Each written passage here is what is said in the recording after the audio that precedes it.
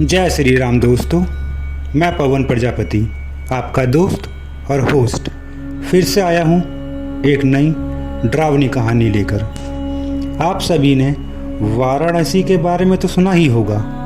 पौराणिक कथाओं के अनुसार काशी की स्थापना स्वयं भगवान शिव ने की थी और उन्होंने इसी पृथ्वी पर अपना घर बनाया था। वाराणसी हिंदू धर्म की 7 पवित्र पुरियों में से एक है, जहां माना जाता है कि मोक्ष की प्राप्ति होती है। गंगा के किनारे स्थित होने के कारण इसे एक पवित्र स्थान माना जाता है, जहां गंगा के जल से लोग अपने पाप धोते हैं। कहते हैं लोग दूर दूर से यहां आते हैं मोक्ष प्राप्ति के लिए। बहुत से लोगों की यही इच्छा होती है कि वह भगवान शिव की नगरी वाराणसी में अपना शरीर त्यागें, जिससे उन्हें सीधी मुक्ति मिल जाए। और यहाँ बहुत से तांत्रिक भी आते हैं अपनी अधूरी साधना पूरी करने के लिए। कहानी की शुरुआत होती है रवि से, जो शहर में एक टीचर है और नेचर से काफ़ी शांत और सरल इंसान है। रवि को ट्रैवल और ब्लॉगिंग का बहुत शौक़ है। आने वाली छुट्टियों में उसने कहीं घूमने का मन बनाया। रवि ने अपनी दोस्त रिया से पूछा, रिया, क्या तुम अगले हफ्ते फ्री हो? मैं बनारस वाराणसी जाने का प्रोग्राम बना रहा हूँ। वहाँ हम मंदिर, घाट, लोकल खाना और ब्लॉगिंग सब एंजॉय करेंगे। रवि जानता था कि रिया मना नहीं करेगी, क्योंकि वह एक आर्कियोलॉजिस्ट है और उसे पारलौकिक टॉपिक्स में बहुत रुचि है। तो दोनों निकल पड़ते हैं काशी की ओर, भगवान शिव के पवित्र धाम, या यूँ कहें किस्मत खुद उन्हें वहाँ बुला रही है। रवि और रिया दोनों ने अपने बैग्स पैक किए और सीधा बनारस के लिए निकल गए। बनारस पहुंचकर रवि सीधा पहुंचा होटल, जहां उसने 2 कमरे पहले ही बुक किए हुए थे। परंतु होटल पहुंचकर रवि को पता चला कि वहां पर एक भी रूम खाली नहीं है। रवि ने रिसेप्शनिस्ट से कहा कि मैंने 1 हफ्ते पहले ही 2 रूम बुक किए थे और आपने एक रूम भी खाली नहीं छोड़ा। इस पर रिसेप्शनिस्ट ने कहा कि सर, आज भीड़ बहुत ज़्यादा है, इसीलिए एक भी रूम खाली नहीं है। रवि और रिया ने कुछ देर उन लोगों से बहस की और फिर वे दूसरे होटलों में रूम देखने के लिए निकल गए। लेकिन किस्मत कितनी ही ख़राब होगी, उन्हें किसी भी होटल में एक भी कमरा नहीं मिला। थक हार कर दोनों घाट के किनारे बैठ गए। तभी वहाँ से गुजरती हुई एक बुजुर्ग महिला ने उनसे पूछा, क्या हुआ बेटा, बड़े थके थके लग रहे हो, कोई परेशानी है क्या? रवि पूरी बात बताते हुए बोला, क्या बताएं अम्मा, सुबह से शाम हो गई मगर आराम करने के लिए एक कमरा तक नहीं मिला। बुजुर्ग महिला सोचती है कि कितने बेचारे लोग हैं, क्या दिन आ गए हैं कि राहगीरों को एक कमरा तक नसीब नहीं हो रहा है। तो बुजुर्ग महिला ने रवि से पूछा, बेटा, अगर बुरा ना मानो तो यहीं पास में मेरा एक छोटा सा घर है, अगर तुम दोनों चाहो तो आज रात वहाँ रुक सकते हो। पहले तो रवि और रिया दोनों मना कर रहे थे, परंतु कुछ देर बाद दोनों ने हाँ कर दी और दोनों बुजुर्ग महिला के साथ उनके घर के लिए चल दिए। घर पहुंचकर देखा तो घर काफ़ी पुराना लग रहा था, जिसे बहुत ज़्यादा मरम्मत की ज़रूरत थी। घर खाली दिख रहा था तो रिया ने अम्मा से पूछा, अम्मा, घर में कोई दिख नहीं रहा है, कहाँ गए सब? अम्मा ने बताया कि वह अकेली रहती है, पति का देहांत सालों पहले हो गया और उनकी कोई संतान भी नहीं है। रवि और प्रिया फ्रेश होकर आते हैं तब तक अम्मा ने खाना बना लिया था। उन्होंने अपने हाथों से दोनों को खाना खिलाया और फिर सब आराम करने चले गए। अगले दिन प्रिया ने अम्मा से पूछा, अम्मा हमें यहाँ कहाँ कहाँ घूमना चाहिए? आपको तो ऐसी कई जगहों के बारे में पता होगा जिसके बारे में गूगल पर भी नहीं है।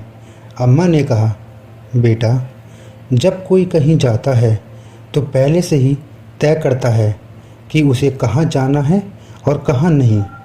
मैं बस इतना ही कहूँगी कि यहाँ से 3 गली छोड़कर जो गली नंबर 13 है वहाँ मत जाना, वहाँ कुछ ठीक नहीं है। प्रिया की जिज्ञासा और बढ़ गई। उसने बार बार पूछा कि आखिर उस गली में ऐसा क्या है, मगर अम्मा ने टाल दिया। रवि रिया को देखकर ही समझ गया कि रिया अब उस गली के बारे में जानकर ही रहेगी। इसके बाद रवि और रिया दोनों अपनी सेलेक्टेड लोकेशन पर घूमने के लिए चले गए। वापस आते हुए उन्हें अंधेरा हो चुका था। अम्मा के घर लौटते हुए गली नंबर 13 उनके रास्ते में ही थी। जब रिया ने गली नंबर 13 पार की तो उसे ऐसा महसूस हुआ कि गली नंबर 13 उसे अपनी ओर खींच रही है, परंतु वो दोनों इतने ज़्यादा थक चुके थे कि अब और कोई एक्टिविटी करने की हिम्मत नहीं थी। वह सीधा अम्मा के घर पहुँचे और आराम करने चले गए। सुबह वह दोनों उठे। अम्मा अपनी पूजा पाठ के लिए मंदिर गई हुई थी। दोनों घाट पर बैठे बातचीत कर रहे थे। रिया ने रवि से बोला, रवि तुम्हें पता है जब हम कल वहाँ से वापस आ रहे थे तो मुझे बड़ा अजीब सा लगा। ऐसा लगा जैसे वो गली मुझे अपनी ओर खींच रही हो। रवि ने कहा कि गली खींच रही हो, क्या मतलब है तुम्हारा? रिया ने कहा, अम्मा ने जिस तरीके से उस गली के बारे में बताया कि उस गली में कुछ ठीक नहीं है, क्यों ना हम दोनों वहाँ पर इन्वेस्टिगेशन करने चले? रवि ने मन ही मन सोचा, यह एक अच्छा टॉपिक हो सकता है मेरे ब्लॉगिंग के लिए, तो उसने रिया को हामी भर दी। उसके बाद रिया और रवि दोनों पहुँचे गली नंबर 13 में। कुछ देर वहाँ इन्वेस्टिगेशन करने के बाद भी दोनों को कुछ न मिला, तो वह दोनों वापस घाट पर लौट आए। रवि रिया से कहता है, यार रिया तुम क्यों बेवजह इस चीज़ में इतना इंटरेस्ट ले रही हो? वहाँ कुछ नहीं है, हम अभी अभी वहाँ घूम करके आए हैं। लेकिन रिया के मन में न जाने कैसे बार बार गली नंबर 13 का ही ख्याल आ रहा था। तो रिया ने रवि से कहा, रवि हम सूर्यास्त के बाद वहाँ जाएंगे, क्योंकि मैंने सुना है काली शक्तियों का अंधेरे में ही ज़्यादा प्रभाव होता है। रवि ने हामी भर दी। रात को रवि अपना कैमरा लेकर रिया के साथ गली नंबर 13 की ओर चल दिया। गली में घुसते ही वातावरण बिल्कुल ठंडा था और सन्नाटा भरा। चलते चलते रवि ने देखा कैमरे में एक काला साया। वह डर गया और बाहर निकलना चाहता था, मगर तभी प्रिया ने कहा, रुको रुको रवि, यहीं रुको, हम यहाँ जांच करने आए हैं, कुछ देर और रुको। पर फिर कुछ खास ना हुआ और तभी रिया के सामने से एक काली परछाई, जिसकी आंख लाल, चेहरा जला हुआ, उसकी आंखों के सामने से एक हवा के झोंके की तरह से निकल गया। तभी वह दोनों वहाँ से एकदम से भागे और सीधे अम्मा के घर पहुँचे।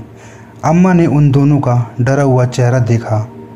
वह समझ गई कि कुछ ना कुछ तो गड़बड़ है। कुछ देर सुस्ताने के बाद प्रिया ने अम्मा से साफ साफ कहा, अम्मा, वहाँ हमें एक काला साया दिखाई दिया जिसकी लाल आंखें और जला हुआ चेहरा था। अम्मा गंभीर हो गई, बोली, तुम्हें वहाँ नहीं जाना चाहिए था बेटा। वहाँ जो भी जाता है कभी सलामत नहीं रहता। रिया ने अम्मा से कई बार पूछने की कोशिश की कि अम्मा, क्या राज है उस गली का? आखिर क्या हुआ ऐसा? कौन है वहाँ? परंतु अम्मा को उस बारे में कोई जानकारी नहीं थी। अम्मा ने साफ मना कर दिया कि बेटा, मैं इस बारे में कुछ नहीं जानती। परंतु आदत से मजबूर रिया कहाँ मानने वाली थी। उसने स्थानीय लोगों से जानकारी लेना शुरू किया, परंतु उसे कोई भी ऐसा नहीं मिला जो उसे वहाँ की सच्चाई बता सके। अंत में रिया को एक 90 वर्ष के बुजुर्ग पंडित से मुलाकात हुई। पंडित जी ने बताया, लगभग 60 साल पहले ब्रह्मनाथ नामक एक पाखंडी तांत्रिक वाराणसी के बाहर रहता था। उसका दावा था कि वह मृत्यु को रोक सकता है, आत्माओं को बांध सकता है और अमर हो सकता है। इसके लिए उसे एक पवित्र आत्मा की बलि देनी थी और उसकी नज़र पड़ी गली नंबर 13 में रहने वाली सोना देवी पर। सोना देवी समाज सेवा करती थी। विधवाओं, बीमारों और अनाथ बच्चों को लोग उन्हें देवी समान मानते थे। तांत्रिक ने कालाष्टमी की रात धोखे से सोना देवी को बुलाकर उनकी बलि दी, परंतु साधना में गलती हो गई। परिणाम यह हुआ कि सोना देवी की आत्मा मुक्त नहीं हुई और तांत्रिक की आत्मा भी उसी गली में बंध गई, ना जीवित ना मृत्यु। मरते समय सोना देवी ने श्राप दिया कि ये पाखंडी तांत्रिक, जिसने ना जाने कितने लोगों की बलि दी है, ये आज के बाद सदैव के लिए भूलोक में भटकता रहेगा। इसे ना जीवन मिलेगा ना मृत्यु। रिया ने बाबा से पूछा, बाबा, अब सोना देवी की आत्मा को मुक्ति कैसे मिलेगी? बाबा बोले, आधी रात गली नंबर 13 में जाकर उनका नाम फिर से उजागर करना होगा। याद रखना बच्चों, तांत्रिक हर कदम पर रोकने की कोशिश करेगा। रात 12 बजे रवि और रिया पहुँचे गली नंबर 13। दीवार पर मिटा हुआ नाम मिला, सोना देवी। दोनों ने लाल सिंदूर और पवित्र जल से नाम फिर से लिखा और दीपक जलाकर कहा, तेरा नाम तुझे वापस दिया गया है, तेरा सम्मान फिर से जीवित होगा। अचानक तभी तांत्रिक की आत्मा प्रकट हुई। तांत्रिक चीखते हुए बोला, ये नाम मिटा दो वरना मैं तुम्हें बांध दूंगा, मार दूंगा, अपने अधीन कर लूँगा। प्रिया ने दृढ़ स्वर में कहा, अब नहीं तांत्रिक, अब सोना देवी का नाम नहीं मिटेगा। अब तुझे उसके सामने सर झुकाना होगा।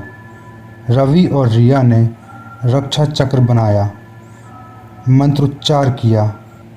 बहुत देर के बाद तांत्रिक टूट गया और रोते हुए बोला, सोना देवी, मुझे क्षमा कर दो, मुझे मुक्त कर दो।